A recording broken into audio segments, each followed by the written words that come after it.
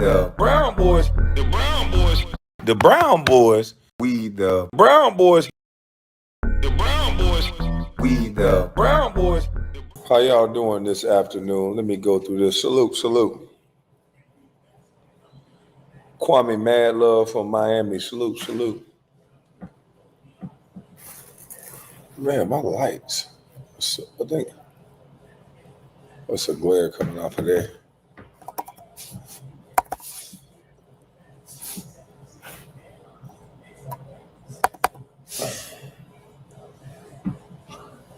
Looking like who?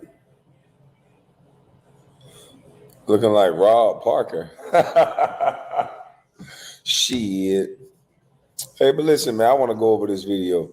I touched on it a little bit. I want to play it up under fair use. Excuse me. I want to respond to some of these allegations or some of the conversation that they had. Yeah.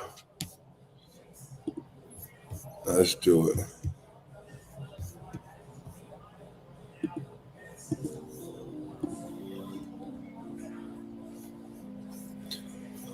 I think it's playing. Make sure it's playing. Yeah, it's playing. All right, let's go through this real quick. I'm going to start it right here where they're about to start talking about me. Let's get this thing going. Oh, that was different. That was different. That was when Deshaun was doing this, and then he was he had it. And he had DC rocking. I'll tell you that though. You know what I mean? I know. We love that. But it's interesting. So that playoff series when we played against the Bulls was like the start of a lot of the issues right now with Kwame and Gilbert. And I just did a podcast about it. I had different reporters on. And it was Michael Lee, who was with the Washington Post, John Mitchell, who was with the Washington Times, and it was Mike Wise, who was with the New York Times, and they were all there around that time because they've and so I still live here in Peach County, and people were stopping me all the time, like, why don't you say something about Gilbert and Kwame? They're going to war with each other. You should say. I was like, why should I say something? This has nothing to do with me. Like, I don't want you to get involved with them, or just say something on your podcast about. Well, both, to get involved, to like get them to stop. I was like, why do you think they'll listen to me? Like, why do you think that I'm the person? So we went and spoke about it, but it all came down to that. It started during that time. So there's actually, there's something you could probably help clear up. Because that game, all right, going back to game 3 of that series. So remember the first 2 games, we went down to Chicago and we got smacked. We played poorly. Gilbert and Boog shot terribly. It was not a good game. They smacked us twice. Right. And then the game coming back, I remember because you pulled me to the side. It was like either after a shoot around or after a practice, and you're sitting there talking to me, and you say, "Listen, I'm going to change things up a little bit this third game. I don't like the way the offense is stagnant a little bit, and it's not moving the way that I want it to move with Brendan playing at the 5. He was like, and I want you to play, and I want you to run the offense the way it's supposed to be ran." And that's what you told. Do you remember that? Yeah, that's what you told. And I was like, all right, Coach, I got you. And so, and then you said, and also, and this even goes back to what you were saying about, Steve Nash and not wanting to. The point guard would push the ball down the sideline, and I would do a drag screen to start it off. And then get into the offense immediately. And you was like, and I remember Eddie Curry and Tyson Chandler both having a lot of problems with that because they couldn't decide if they were going to show out on the shooter or go with me. And I was just wide open once I rolled and was getting like 4 or 5 wide open dunks in the first quarter. So that game, I had a good game. You know what I mean? We won. Yeah. The whole city was on fire. And that's when Gilbert and Kwame's issues started. So I remember sitting there. I was sitting at the locker room because I had all the media people. And that's not when Gilbert and Kwame's issues started. Gilbert and Kwame's issues started way before that. Started after I said no to his agent at the time, Dan Fagan. Dan Fagan controlled Gilbert, in my opinion. He told me he was going to get me $80 million. He came to Utah. I remember calling Arn, telling him, and I'm like, Arn, this guy is following me everywhere I go now. This is Gilbert's agent. He's buttering up to me. He's passing me the ball a lot all of a sudden, telling me he's going to get me paid. Just don't worry, follow the process. And then I told Gilbert no, like I'm telling him now. And then we'll expound on the rest. But that's where it started. After I told his agent I'm not going with Dan Fagan, I stayed with Arn Tellem. Arn Tellem, I think he might have even wrote a letter or something to the board. I think that was tampering, agent tampering back then. I'll have to find out.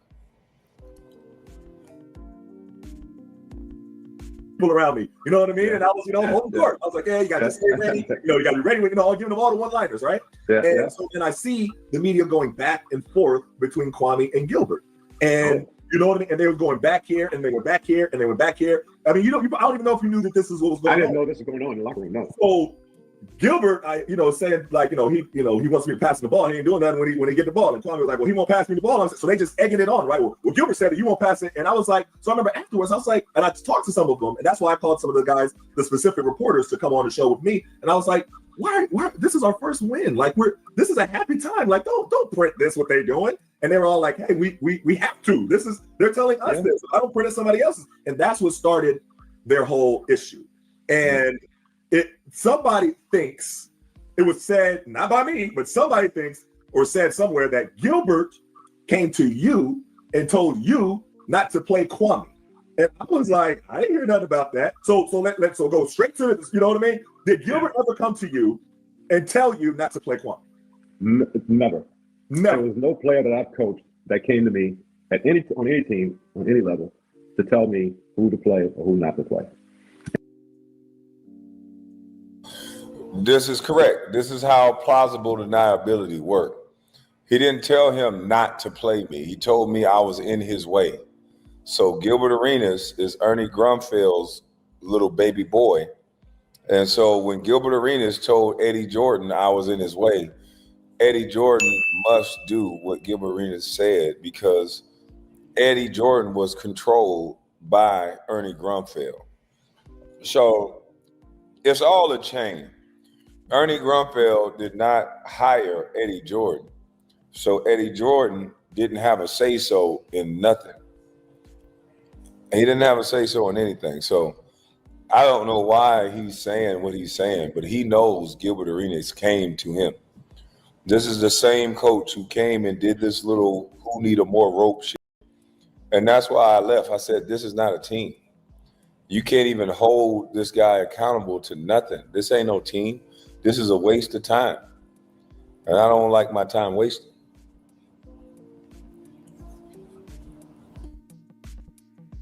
And Gilbert did not come to me and say, now Gilbert might have come and just rambled at times, but he never said, don't play Kwame. No. Was that the series Kwame? Oh, Gilbert might have came to you and rambled at times. Boy, these people lie so much and the truth ain't in them. Now imagine me going from veteran leadership like MJ, men that don't play. It's a tightly ran ship, to somebody who just play nonstop, who joke and f around all day long. Nothing serious. Everything is a joke. But this was the coach at the time. He just stopped playing?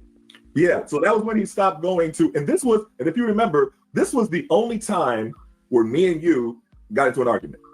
The whole time we played, we never argued, because it was when, and I was really more advocating for Kwame, if you remember. And I was like, well, give him a chance. He's all right. He's just frustrated with this. And he was like, no. He was like, no. He skipped practice. He can't just skip practice. I was like, I feel you. I got you, but just give him a minute. And I went and called him and everything like that. And I was going, and it was when Ernie was like, we don't need him on the team. Well, this is what happened. On the team. Let me tell you what happened. Kwame, Ernie, he missed practice. Ernie met with Kwame and then called me up and says, let's meet Kwame in your office. So me, Ernie, Kwame come in. I think Steve Shepard, not Steve Shepard. Shepard might have been there too. But Tommy Shepard. Kwame sat there and said, is that the year he broke somebody's window and had scars on his arm? It might have been something like that. So he sits there and Ernie says, well, do you want to be here on the team? Kwame said, no. He did not want to play anymore. So that's how that went. That's facts. I said, this is not a team. I held Ernie Grunfeld accountable. I said, Gilbert Arenas does anything he wants to do. He comes late, he goes to jail, gets in all this trouble, his friends gets in trouble. Anything that happens, you don't hold him accountable. He don't got to come to practice. He don't got to respect the coach. He don't got to play like a team. He don't got to play defense. Everything that I said, my job is too hard playing with this nigga. I can't fight through screens for him. He's playing one end of the court. So they don't like people that hold other people accountable. And I was the only one that held Ernie Grunfeld and Gilbert Arenas accountable. I said, this is a waste of my time. You let this boy act like a kid. It's ruining this organization. I told him straight to his face. He said, well, do you want to be a part of this organization? No, I do not. I don't want to play with this nigga.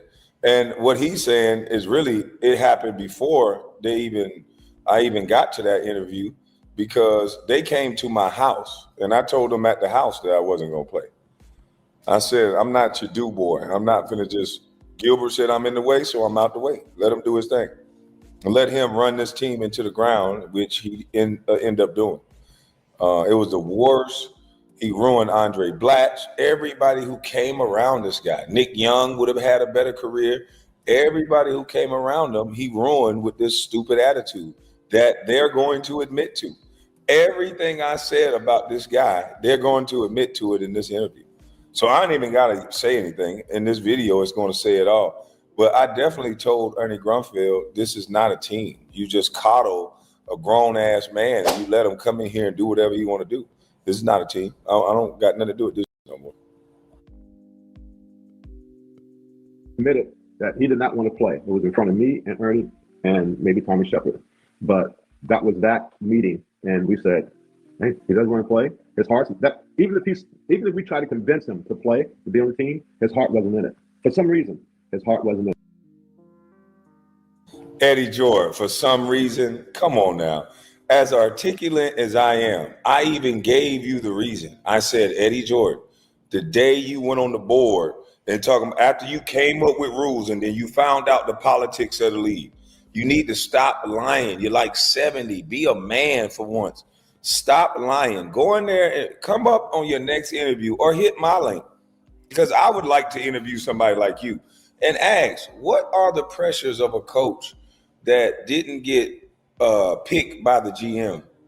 Does he have to be a weenie dog to, let's say, the superstar player of the team?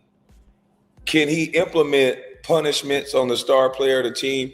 Let's just say if he write out a fine, does that person have to pay the fine, or does the GM undermine the coach and take the fine and throw it away and make it disappear so that you can never punish this young man? And so the Wizards was a joke under Gilbert Arenas. The Wizards was a joke. A guy who just played and joked and did what he wanted. And then when somebody said, no, this is this ain't right.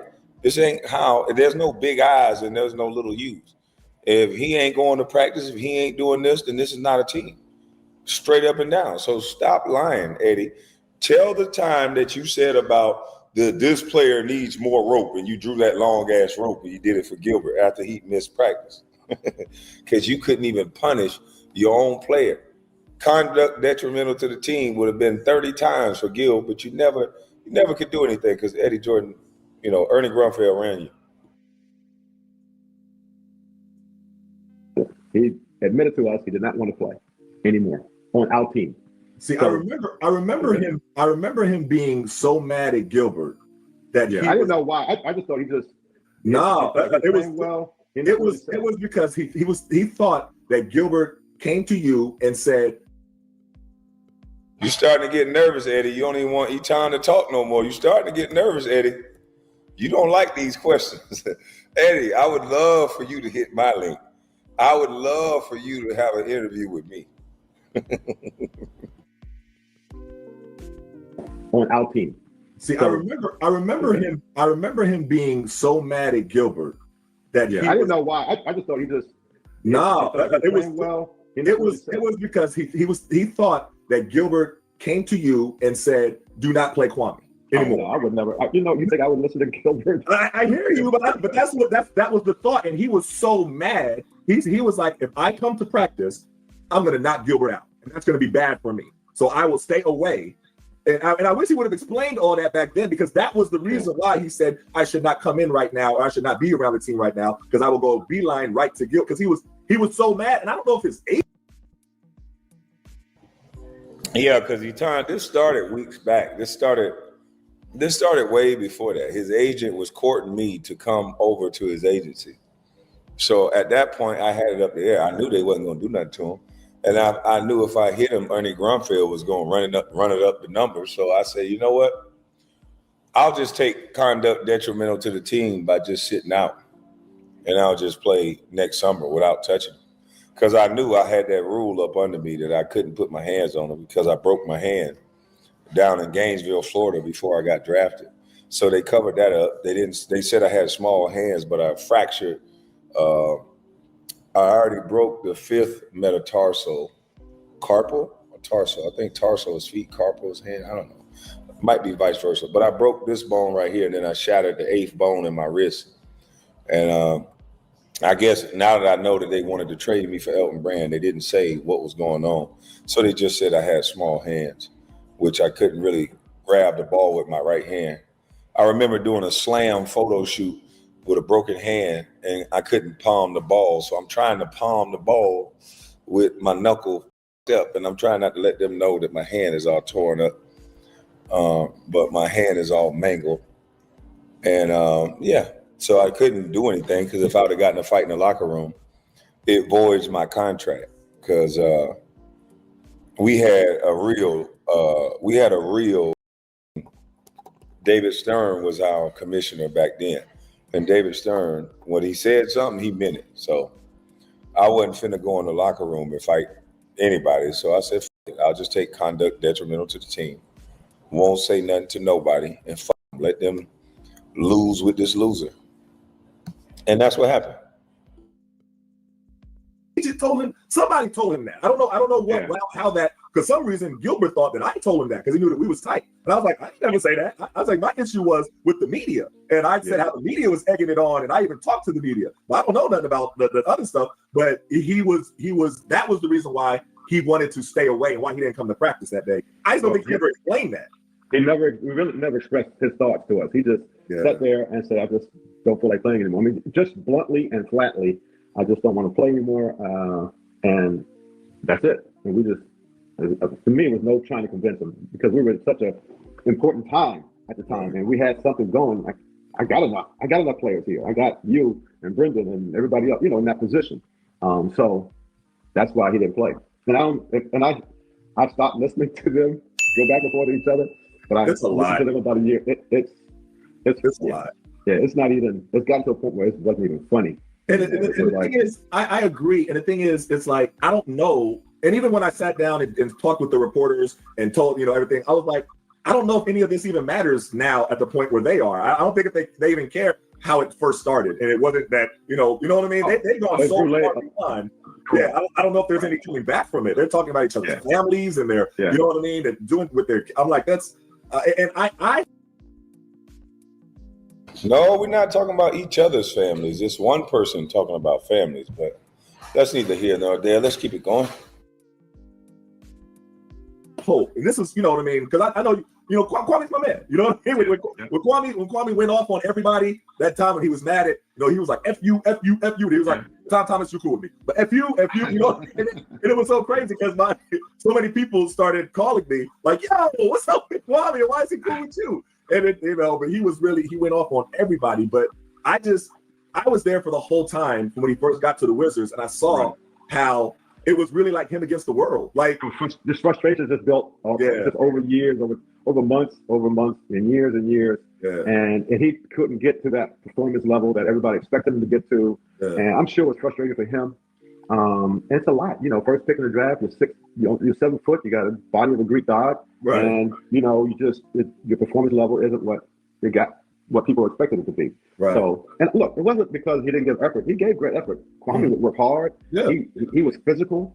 And he knew that, he had to be that sort of player, an explosive, physical, dynamic player. And he tried. He gave great effort. Yeah. There was just, some things that just didn't work well for him. That's all. Yeah, and it was unfortunate. But I mean, he wasn't, I hate when people keep saying he's a bust. I mean, come on, he played 13, 14 years in the league. That's not a bust. Sure did. I have these arguments with people so many times, and I hear them talking. I'm like, you don't even know what you're talking about. And again, it makes me mad sometimes because people speak with such, you know what I mean? Like, certainty, like they just, I'm like, you have no idea. You're just talking.